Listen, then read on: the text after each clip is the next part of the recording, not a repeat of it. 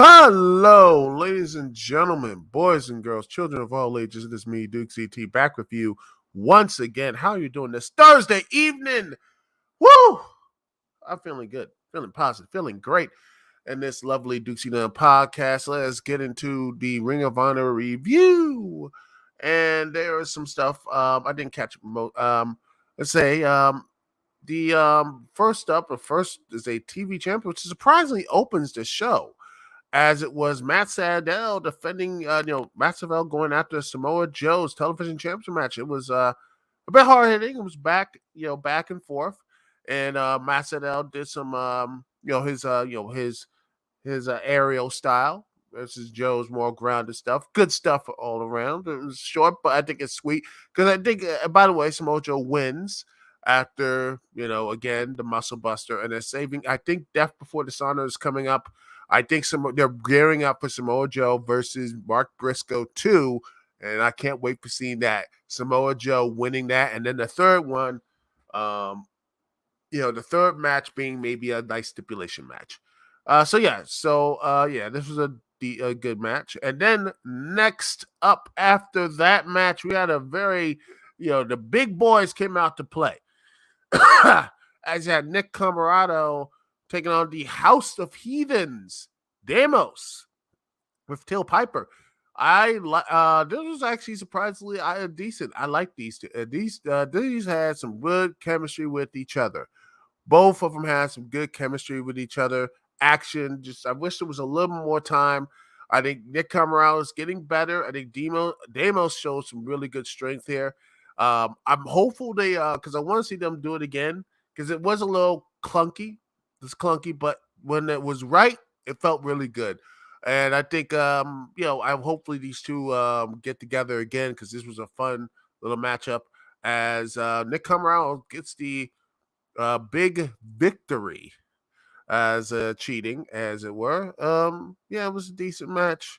Next up, ladies and gentlemen, you have let me just see what was the next up match here.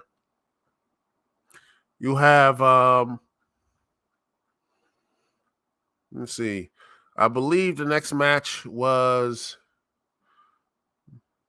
Miranda Alizé versus the Notorious Mimi.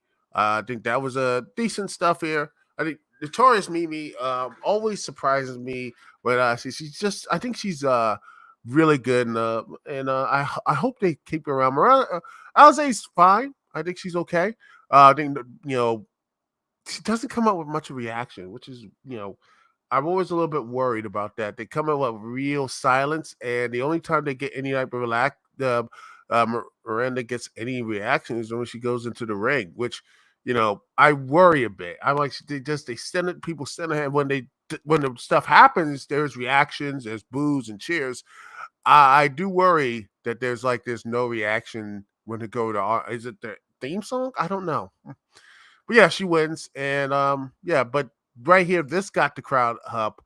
The Iron Savages, man, seriously, these two, I mean, woo, man, they're loving this. They were really good. People love it. They love those two, and especially the big dude out there. I think is it Bronson or Boulder? Which one of them? Boulder or whatever, and they are doing really. I like them. I do. It just seems like they have fun gimmick. It seems so like extension of their personalities, and such. A good extension of their personalities, and they just keep. I think they keep improving, and the crowd's behind them. And every time they do something really big and just do something that is unoffensive, the crowd is right there behind them. And hopefully they will get their next shot. And honestly, I think these two would be a really good, I think next year, if they keep their winning ways, I think they should be in the tag team, stuff like that. And if Jack Jameson gets into the ring, I wouldn't be surprised he put him in a 6-man tag. I wouldn't be surprised if they use that as well. But, who knows? Next up, we have Diamante versus Till Piper. Till Piper shows some good stuff here. Diamante, again, she just shows some good stuff here too. And again, the House Heathens are 0-2. Teal Piper loses. A shame. By the way, both I like the fact that both both competitors were red, even though Teal Piper's whole thing was green. I'm like, it's weird. Anyway, next up, we had this very WWE sports entertainment segment where Tony Nese saying, "Oh, we need to start working out," and I mean, it was funny for a second, but I think it dragged way too long until SAP Serpento came out. And it was a good back and forth match. Tony Nese wins, but man, it dragged. That segment dragged.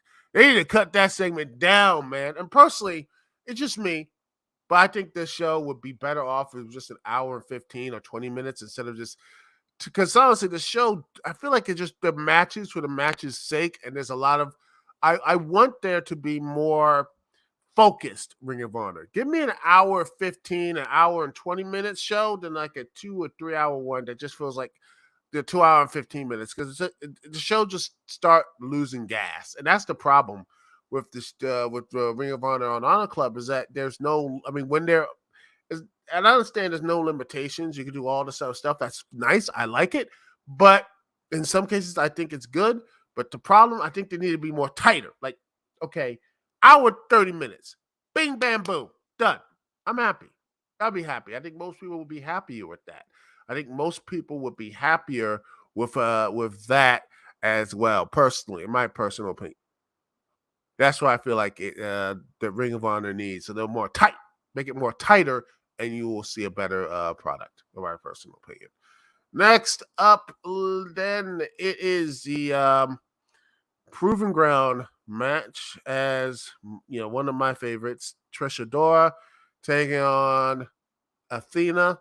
I honestly, this was a good match. I wish there was more because I think Trish would have been a great ROH women's champion. Both have they had some good chemistry, some good stuff here, but in the end, Trish couldn't get the job done. Athena picks up the victory, and then Kiera Hogan comes out with still just a garbage can lid, and they just both went at it.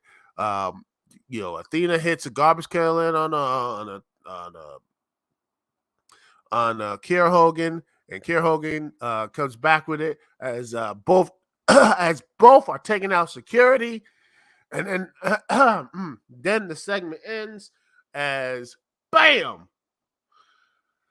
Kiera Hogan brings in a table, and then bam, Athena spears Kiera through the table, and then it's just these two were just out. Then they just, and it leads up to a Chicago street fight for, I believe, next week's Ring of Honor show, which will be something. I think this led up to it. I think that probably wishes this could have been for Death for Dishonor. I don't know, because Athena, I feel like this could have been for Death for Dishonor. I mean, this is probably the only feud right now Athena has. That is, I think they could have teased this thing. I think they could have teased this to a street fight for Death for Dishonor. For that match as well. I think that would have been really good. That's just me. And next up, you have the 6-man match as Stu Grayson's the Rices taking on Dalton Castle and the boys. Decent match. I heard Dalton Castle got injured during this, and they cut away with a lot of it, and they had the boys. One of them, finished up the match as Stu Grayson and the Rices pick up the victory as Stu Grayson continued his walk into the dark side. And then I like the fact there was a interesting promo between 3 of the remaining members of Dark Order, and they are like saying, "We're done with this. We are, you want violence, you want bloodshed. That's what you're going to get. Maybe leading to maybe a fight without honors, a trios match a fight without honor trios match, which I would not be angry at. Going for Death Before Dishonor, that'd be very interesting. That'd be the first, actually. I think was there a fight without honor trios match yet? I gotta look that up. Hopefully, leave something in the comments, people, if it has happened yet. Let's see what else. What other stuff happened? We had Anthony Henry versus Mark Briscoe. Good stuff here. Both guys, good chemistry, brought it. Mark Briscoe picks up the big win, and he's continuing on his craft on Samoa Joe. And then after that, Sky Blue versus Via Van. I like Via Van. Sky Blue, I always like. Decent match. Sky Blue picks up the victory, and she continues on, and hopefully she will. One of these days, she'll actually win a championship. Probably in the next 2 or 3 years, but I think she will. Then we get to our, the pseudo main event as Daniel Garcia versus DKC, and it was pretty good, a pretty good pure rules match. Like the fact Excalibur and Matt Menard were on commentary. Good stuff here. I like Matt Menard on commentary. Man, I really do miss AEW Dark and Dark Elevation. But yeah, it was a nice, fun match, and it just proved Daniel Garcia will. I think he and Shibata are gonna have a really good match. I believe at Forbidden Door. I can't wait to see that. Next is our main event as the 6-man tag championships, the Mogul Embassy versus Action Andretti, AR Fox, and Darius Martin. This was a fun, the 6-man tag. All they have good chemistry. Action Andretti, AR Fox, Darius Martin, good chemistry with Brian Cage, Khan, and Toloa. Good stuff here. Like seeing big guys do some some acrobatic stuff like Brian Cage, and it's nice little, very unique finish in the match. The gory type of just laying them out and just destroying everybody. I do, and I hope they. I don't know who is going to challenge them has a legitimate threat. Personally, I wish more stuff for. I don't know who's going to win that. Gosh, I wish Swerve would have won that international championship. He needs to win a belt too, man. He has this new Mogul Embassy. He's building himself up. Give him the championship. I'll give him something, man. He has been doing so well. I mean, they need to do something with them. I don't want the Mogul Embassy just being championships be the just being Brian Cage and Toa as the 6-man titles. They need to have something. I don't know. There needs to be true villains. They need some villain. Other than MJF, we don't have any good villain champions. And I think, I honestly believe the international championship needs a good. I mean, they need to have a good villain champion. And I think that, gosh, Swerve should be the one. Swerve should be the one. But that's just me. But overall, though, this was a fun show. Here's hoping that next week's show will be a lot more tighter and less bloated as these Honor Club stuff is, because it is a bit bloated. But that's just my personal opinion. What are you guys thinking? I want to hear what your thoughts are. Anyway, we're going to take a little break here and continue with the Wrestle Talk. We're going to talk about AEW and AEW and their little their push, the summer push, what's going on with CM Punk and all that stuff, what's going to be there. It's a good, bad, and everything else. We'll be right back live here on the Dukect Lounge. We'll be right back right after this. Thank you so much for listening here on TalkShoe.com and on YouTube as well. We'll be right back right after this.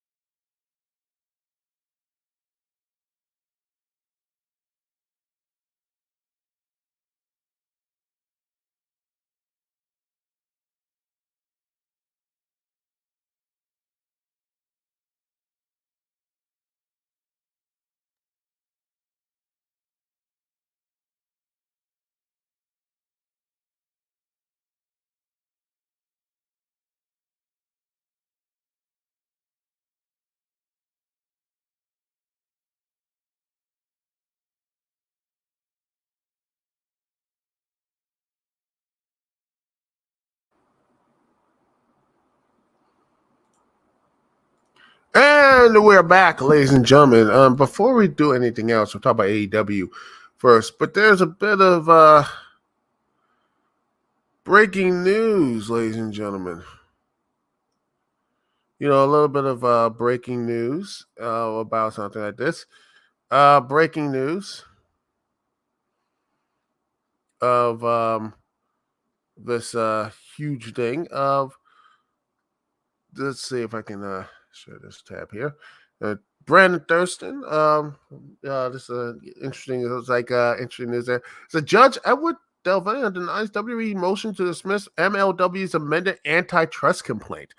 Although the professional wrestling media rights market may be narrow, other forms of pro wrestling content are not economic substitutes for professional wrestling. Interesting. So this thing might continue to go forward. This is going to be very interesting as the stuff here is, all this stuff is going on. Let me just get this right here. Make sure everything is good.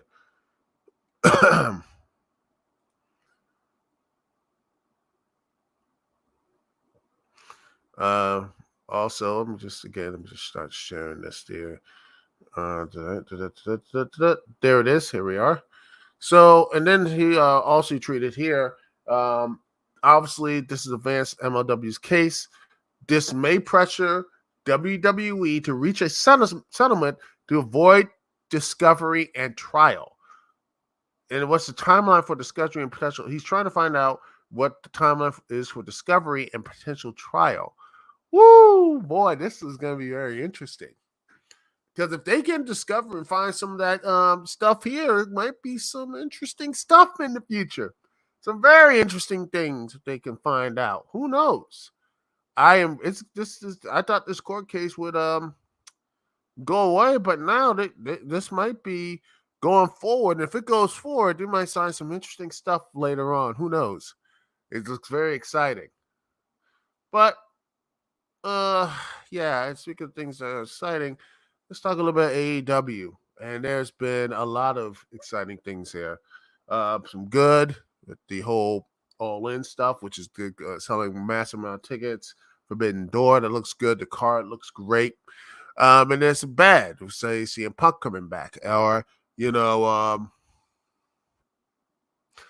AEW's Collision tickets, which are not looking good in the Canadian stuff as well.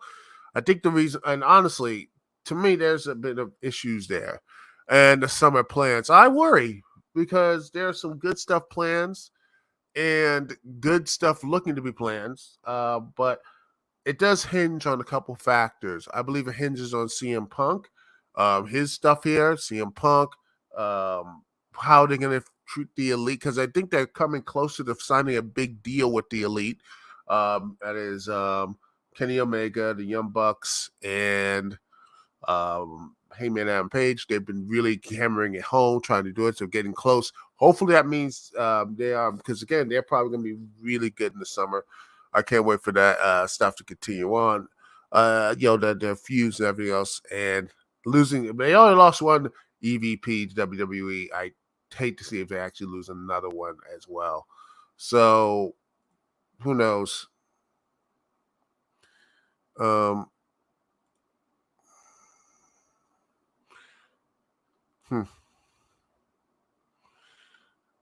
So yeah, it's been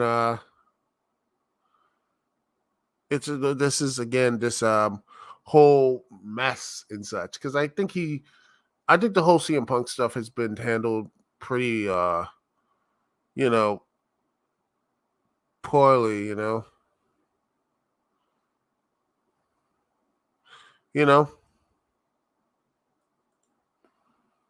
it's just been so exhausting. And I'm gonna say this once again. Once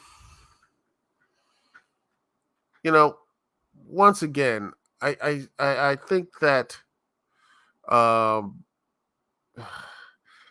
it just seems like they shouldn't have hired him back. They should have just, like, after this whole thing, should have been like, it should have been, and I'll say this once again, I'm gonna say this. They should have done this back in the fall of last year. Should have said, CM Punk, if you're not gonna do anything, if he's injured, just and all this brawl out, all this craziness. Either this is one hell of a storyline, or like I said, there's more stuff to be told in this story, more stuff to be talked about. And I honestly, just this whole stuff seems just really terrible. Me personally, I said this before. If they could work together, make money, okay. If they can't work and can't get any money, I say cut the damn thing loose. And if he goes WE, so be it. Or Impact or New Japan, I don't care. Because again, a lot of people who are pissed off. Because again, I was in DC, I was in Vegas, I was in there, I was in Vegas. I was for all this stuff about CM Punk and all this stuff there. There are a lot of boos. There are a lot of people who are not going there, and a lot of people are just exhausted. They're just like, they don't want to see him. I don't think it's the heat is it right to be with CM Punk. It could be something else. I think people are just like, he's not the main money draw he was. And I don't know I just think that the whole thing, Punk coming back, he was great, and I was happy. And I'll say this again: the wheels came off when he won the world title. The wheels came off when he beat Heyman Page. If Heyman Page would have won, we wouldn't be in this situation. On my heart of hearts, we would not be in this goddamn situation if Tony Khan, booked that idiotic thing with him and Punk, man. If he, I believe that. I truly believe that. And if I'm wrong, I'm wrong. You can yell at me in the comments, but comment section or anything else. I truly believe we wouldn't be in this situation if CM Punk was basically took the L to Hangman, we wouldn't be here. And as for the summer plans, it looks like Forbidden Door is going to be really interesting. The card in there, MJF's on Twitter saying he ain't going to do it. I don't know. he will. But yeah, I think that's going to be, the summer is going to be really a proving ground. I think Forbidden Door is going to be what this company is going to be about. What Forbidden Door is going to be next in next 10 days.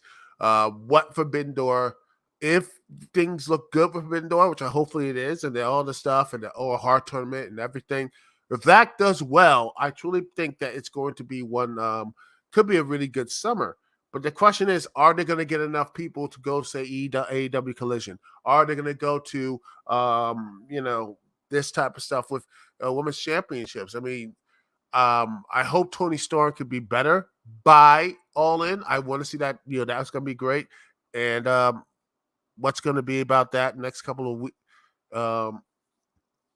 The next couple of months to be side. I can't wait because I think that rematch, less Russo-esque finishes, more definitive stuff. I hope Jimmy Hayter, Tony Storm. I hope that, because I think that match needs a trilogy, a better ending, because I think that would be really great. And afterwards, because I think Tony Storm can be a good. I think she is potentially be a really good champion. She proved it for, and hopefully Thunder Rosa, she can come back. She probably run interference with this whole thing. I would like, because Thunder Rosa could turn her heel though, which would actually fit.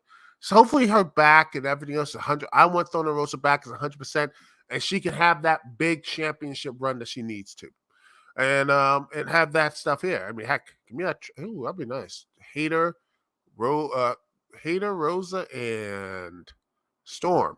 Oh, that would be a fun. That would be really fun if they can get all together. Also, Miro, people love him, by the way. Maybe he'll be the ones to defeat Orange Cassidy. I don't know. Maybe we'll finally get Wardlow versus Miro, and they can start building that feud up again, something like that. Also, I hope that the summer plans, and I want to get back to those plans. I wonder what is going to be the big stuff here getting into it. I wonder what plans they're going to do, not just for CM Punk, because that does and it does, suck that CM Punk is going to be in that area and such. Hopefully, that won't be too much of a distraction, and they all can come together and apologize. Punk apologize. They just move on from it, and not only that, we'll have a better chance to see what is WWE, not AEW's better way to to go through their plans and stuff here, to go to continue to build up their stuff. And the AEW is like, okay, what are we going to do? What are they're like, okay, we got the Punk thing situation handled, and how is it going to be? Is it going to be just straight trios stuff to protect him? Because I mean, at this point, maybe because he is. I don't think CM Punk can be trusted to hold any championship match at this point. CM Punk cannot be trusted to hold any type of main event type of storyline. Even if they could do Kenny Omega and such, I hope that it will be a, him and Kenny. Can they do it? I don't know. It'd probably be for Grand Slam, if they are doing it this year. Maybe because, gosh, jeez Louise, the AEW, it reminds me of what WE, when they had those pay-per-views, a couple years ago, having like pay-per-views back to back to back. And just to me, it hurts their, it's kind of hurting their whole, okay, the booking and how they build up matches and such. They have All In, they have All Out, and that couple weeks later. And after that, Grand Slam. How many big matches they're going to do not only in the summer, but also going into the fall? That's going to be hurting them too. Because how are they going to keep matches A, fresh, and B, I'm getting, and also I'm going to say this: the MJF stuff, I'm done with it. I was done with it last year. I'm really done with that shit now. Have him win the title. Someone, honestly, I wish he could just drop the title soon. And I'm annoyed by this shit. I mean, just go already. I'm tired of it. It's exhausting. Just have him go. Like, you know what? Fine. Like, F it. Here you go. MJF, have him, lose the title, have him and just say keep him in the back burner or something. Says, you don't want to be booked? Okay, then we're not gonna book you. Fine. Bye. Go be on NXT for the next 3 years and then get jobbed out to Roman Reigns. That's your goddamn fate. But hey, and not get paid as much as you think you will, because Endeavor and UFC, they ain't gonna pay y'all much. Endeavor ain't gonna give them that big paycheck. It could be even lower. It's gonna be a low paycheck. He's gonna be paid lower than Cody Rhodes.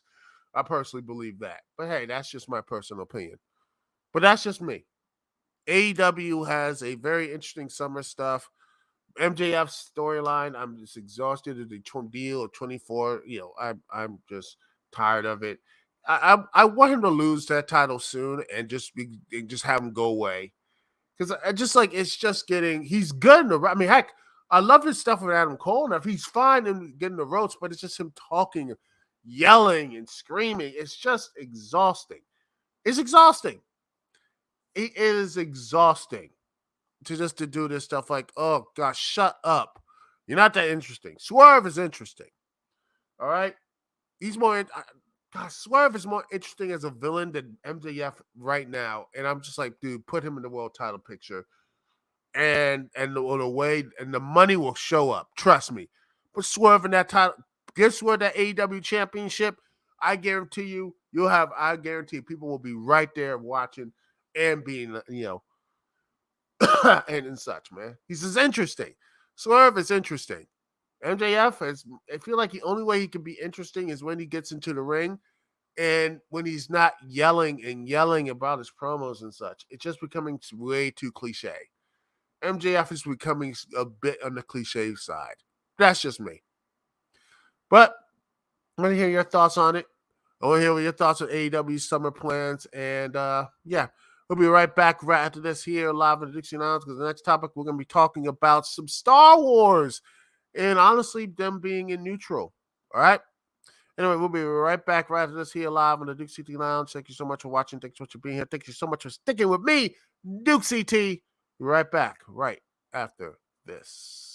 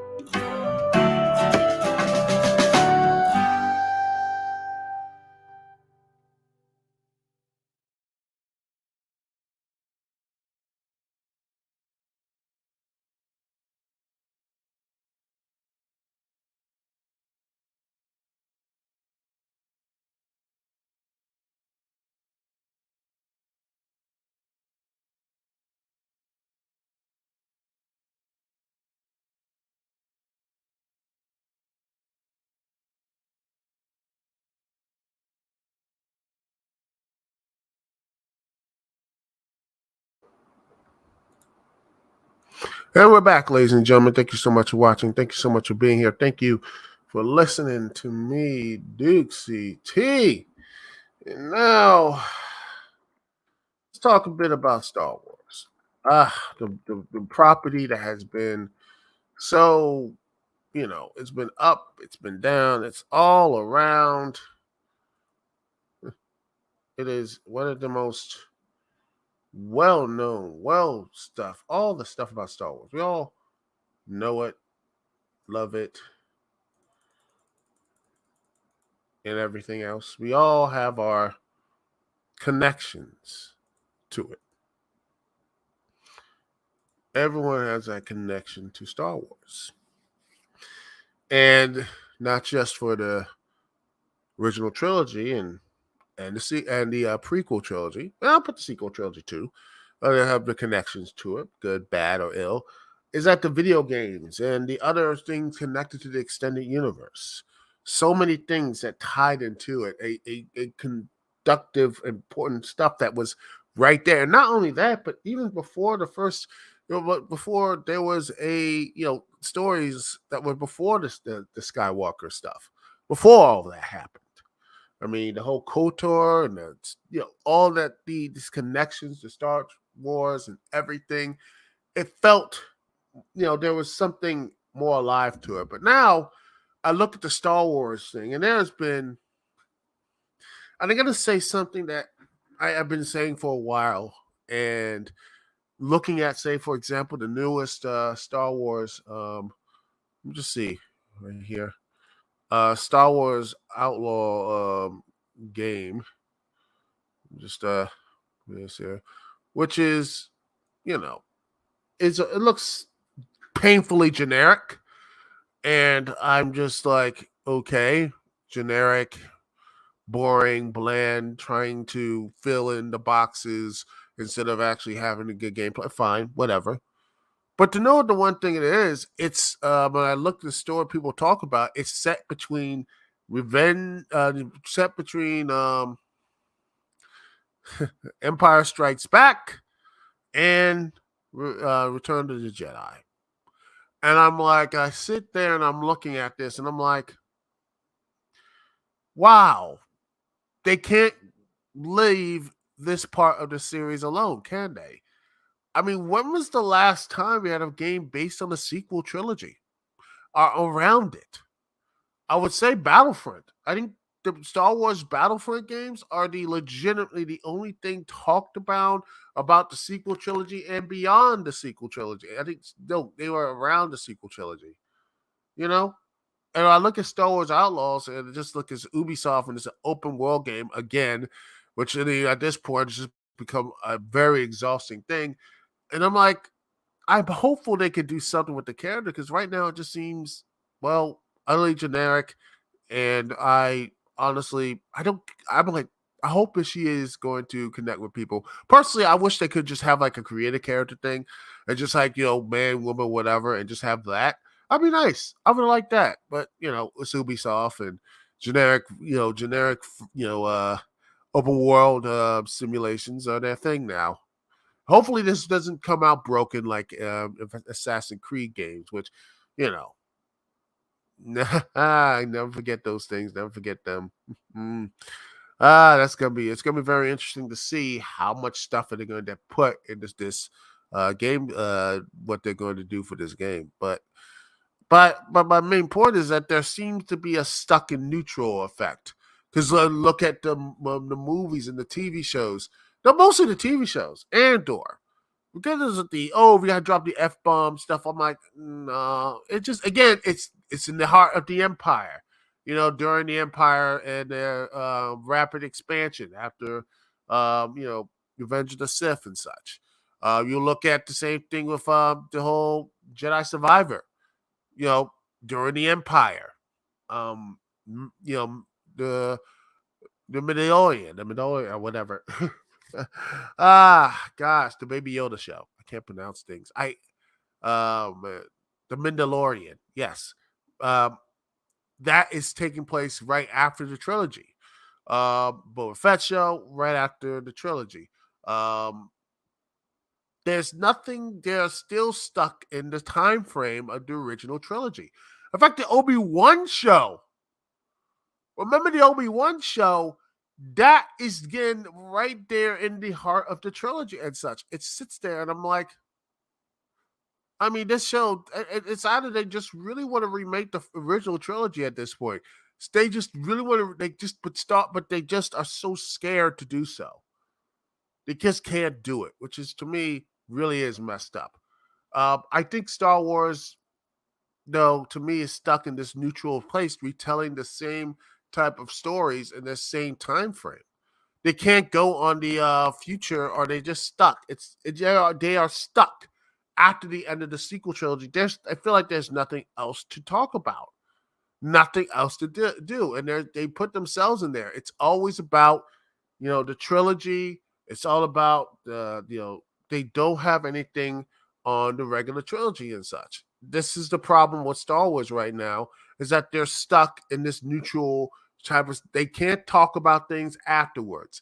It's like they just made a lock of themselves, and because of what the last thing, the Skywalker trilogy, which honestly they really screwed up. This didn't have a plan or whatever, and the movies. I mean, let's look. Let's see, where is it? Um,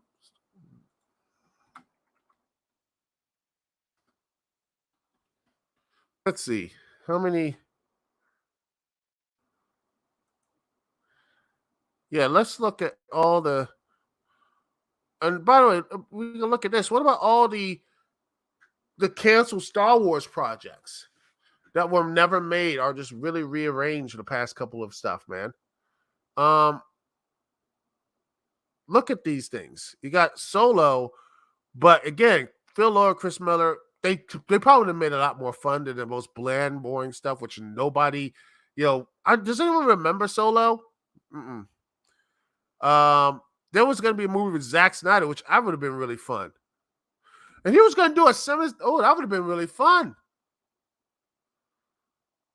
I would have loved to see a Zack Snyder thing with stuff like that. There were rumors it would be really cool. And this one, a lot of people are mad about is a Star Wars 1313. There was going to be a video game. There was going to be a movie and such like this. But it was actually being produced with Disney, Lucasfilm, and then since LucasArts is dead, but yet it's not there. I feel like when you look at this stuff here, was there and it was gone. They got Boba Fett movie, but then by Josh Trank, Star Wars Detours. That's it. The Ryan Johnson Star Wars trilogy. They would say, "Oh, it's gonna happen, Ryan Johnson." Yeah, even though after this, that, and the other, he's gonna do it. He's gonna do it, and then quiet. Then they are just on hold. And they're saying this film rocks, which no, The Last Jedi is mid. And by the way, I like the fact The Last Jedi basically sidelined Finn and all the all the black character, the Asian character on their own personal adventure. That doesn't really do anything. It just like retell the same story as the first movie with Finn. Great job, guys. Man, fuck Ryan Johnson. His his whole fuck him. Got some pretentious, his pretentious ways. And then you got the Rangers of the New Republic. They was going to do something here. Remember Rangers of the New Republic? And let's see. I'm going to see about Rangers in the New Republic. Let's see.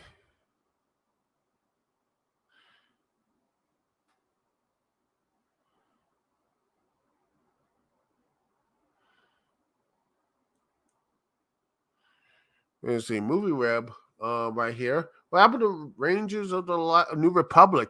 Because remember, this was going to be with you see, Kathleen Kennedy was about this back in 2020. I think the writer, I think the person behind Wonder Woman was going to be on it, and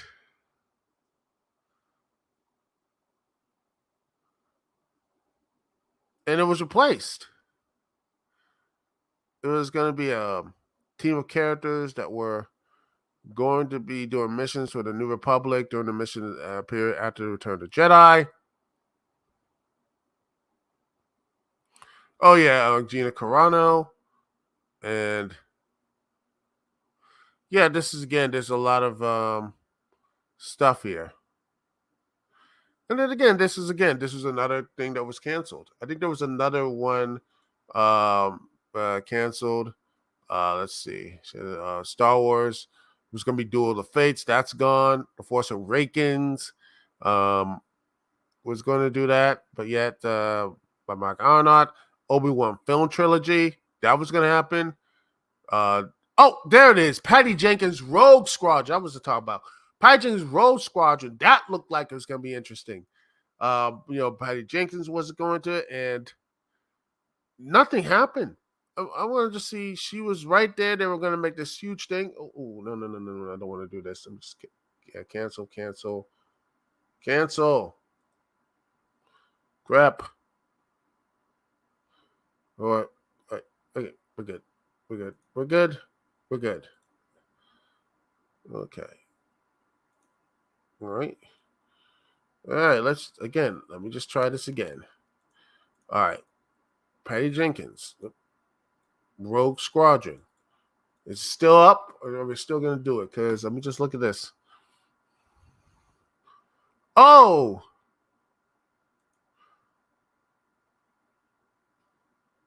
It is done. Oh, yeah.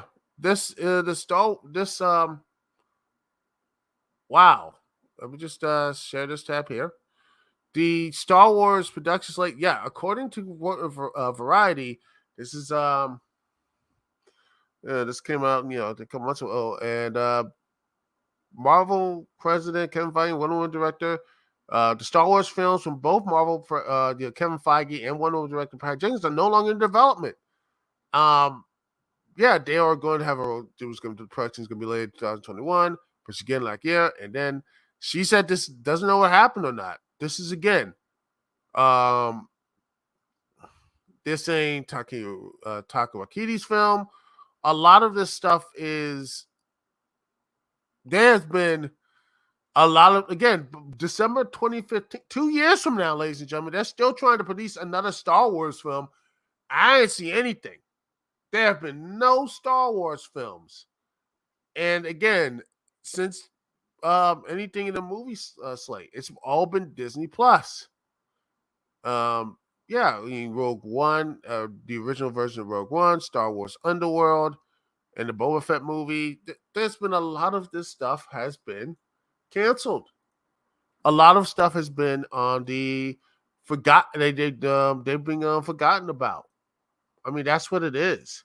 What is going on with this Disney stuff? It's been, ladies and gentlemen, it's just been a lot of Star Wars movies have been not just forgotten about. They've just been dumped. Been dumped, ladies and gentlemen. They're done. I mean, they're dumped. They have no plans. It just seems like they are just putting it in Disney Plus. And right now, Disney's not looking too well. They had to start cutting stuff. And if Star Wars doesn't start, if they're looking at this and saying, what do you think happens to these corporate when these industries when they buy these big projects and they don't work out? They're not going to go. People say, "Oh, George Lucas might buy." George Lucas ain't going to buy. He's done. Lucas is fine. He got his $1 billion. He's like, it's done. He's not going to do it. He ain't buying this shit back. And all the fan base shit on him. Now they love him again. Once they hate you, now they love you. That's what it is, man. These fan bases, these fan people, they're fickle. Fickle. They're too fickle, man. There's no love out here. And honestly, it's not really surprising. Star Wars is stuck in neutral. Of course it is, because they don't know what they're doing with it.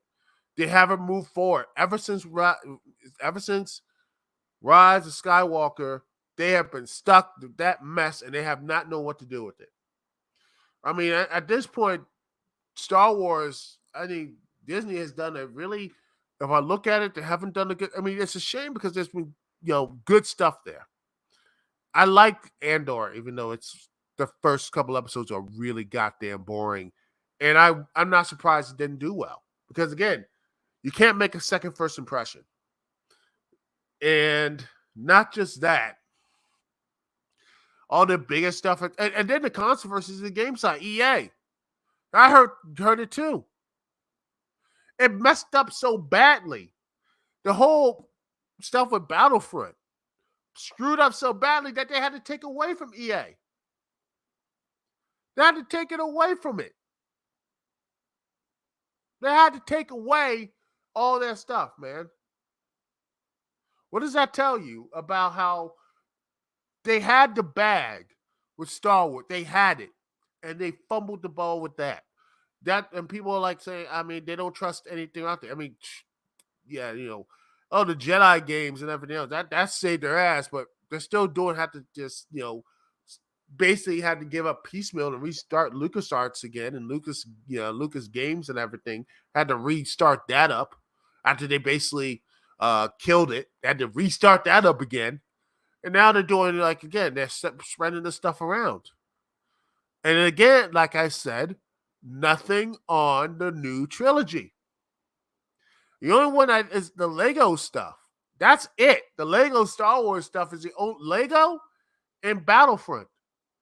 That's it. That talk about the new trilogy. Everything else is either in I would say KOTOR, but that KOTOR thing has been shelved. That thing has been shelved too. So add that to the list.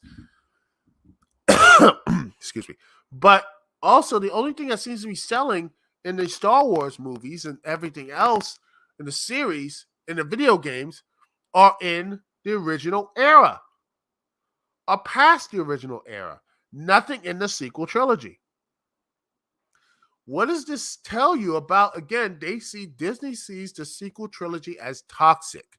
They see it as a toxic era, and I wouldn't be surprised in the next couple of years they're going to rewrite it or something. You've received the crap they're doing with the Flash now. I wouldn't be surprised when Disney people are like, "Oh, you know what? Maybe we could do something with it. Maybe we could start. There is some. I remember in Rebels there is like a time weird thing, a time travel thing. They can actually start. I mean, it's crazy stuff, but you never know. I wouldn't be surprised if they actually did do a whole Flashpoint and just say, "Fuck it." The original trilogy, that sequel trilogy didn't fucking happen. We're gonna do a new sequel trilogy. We're gonna do something new. Fuck that shit. We're gonna do something new. We're not gonna connect to anything at all. And I feel bad for the actors. It's not their fault. Finn got screwed over. Is it Daisy? The character that plays Ray. She got. I think they got everyone. Poe. All of them got screwed over by a company, a corporation of Disney who just doesn't know how to. They bought everything. The only real good thing they did was Marvel, and they think we just Marvelize everything. Instead of treating Star Wars as an event, they tried to make it like the MCU. Instead of DC and the DCU. They all try to copy each other and not actually have, newer ideas and everything else. That's why I'm not even going to be looking at the new Indiana Jones movie, which is just terrible. And then I feel again bad for the Little Mermaid, and Haley and the poor actress. I mean, they don't deserve this. They deserve to be in better projects. They deserve to be projects that are original. They deserve to be in projects that are, great for for families or their audiences and everything else. Not just critique garbage that Hollywood throws out until it just kills it and such with bad direction and bad, managers and such, bad management. Is it Karen Kennedy's fault? I don't know. I mean, something. Yes, it is. She needs to go. I'm like, really? I don't blame her. I promise. Like, oh, you want to blame her? You want to blame her? But at the end of the day, she has to answer to the boss, though. Bob Iger and all that type of stuff. And honestly, I think that the problem is they looked at Star Wars as a new version of Marvel 2.0 and said they want to do the same thing like that. And that's probably what their marching orders was. Because again, let me say this again. They, you look at what the sequel trilogy they tried to do with that. And since honestly the production and everything else there was Palpatine returning, just a crappy, just probably one of the worst Star Wars movies out there. Just the way it ended was just terrible. They are so, I think around that time, they don't know what they're doing. They just don't know what to do with the IP now. It's just doing this remember stuff, saying, "Oh, look, the Empire was really bad, guys." It just keeps circling around. But yeah, we already the Empire's defeated. Why do you keep circling around these same stories over and over and over again? If there was this much resistance, how the heck did the Empire still around? And when Luke took it down and everything, man, like Jedi's are out there. You got like this bounty hunters, all this stuff was just taking down these fighting their resistance and whatever. I'm like, why did it take so long to do it? Why did it take long to Empire and everything else? I'm just, it just seems like they just keep circling the drain over and over and over and over and over again. I think that's the problem with these movies. The problem with these Star Wars films is that they are just stuck in this neutral setting. And if I had my way, the one way is going through it. And honestly, if they really want to do it, honestly, maybe one, backwards way to do it is probably just saying, screw it. It might just remake the original trilogy since they're always around that point. Or two, stop with this stuff here. Just stop. And I'll say this, stop with this same stupid stuff. The same, like, we're going to say, go and do a new movie in that new timeline. Make some games about it. Have comics, books, all of it. Talk about it. Build up a new thread. Build up these things. Make sure you have a new cast of characters that people will like and connect to. This is going to be your way of actually connecting and reconnecting with the fan bases. Because if you're still going to be stuck in neutral, don't be surprised they're going to put that thing right in the Disney Vault. Star Wars is going to be in the Disney Vault and not going to be back out. That to me is scary because, again, I like Star Wars. I really do. I like Jedi, all this stuff, the characters, all of it. But if they continue to just keep doing the same stuff over and over and over again, well, guess what, ladies and gentlemen? They're gonna be they're gonna lock that thing up in the vault. Because hey, you can only talk about the Empire so many times until eventually people are gonna get bored of it. That's my personal opinion. Say something in the comment section below. Anyway, that is it for the show. Thank you so much for watching. Thank you so much for being here. Thanks so much for sticking with me, Duke CT. Like, share, subscribe, all that good stuff here. Anyway, thank you very much, Duke CT here. Peace and love. I will see y'all when I see y'all. Later. Boom.